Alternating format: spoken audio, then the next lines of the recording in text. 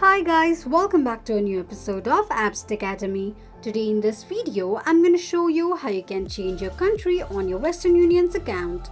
Keep watching the video till the end. To change your country on Western Union's account, firstly go ahead and launch open any web browser of your preference. On the search box at the top, type in westernunion.com and make a search. The official page of your Western Union's account will appear on the screen. Log into your account using your login credentials and the home page of Western Union's account will appear on the screen. Click on menu icon at the top right corner of the page. From the drop down, click on Settings. You will end up on the settings page of your Western Union's account. Scroll all the way down and under Country section, tap on your current selected country. From the displayed options, select the country that you'd like to change to and tap on it. Confirm changing of your country on Western Union's account by tapping on Yes.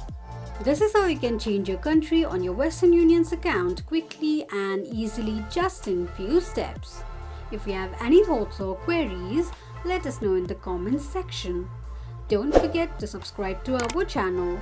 Also press the notification bell icon so that YouTube will notify you whenever we post a new video. I hope this video was helpful to you.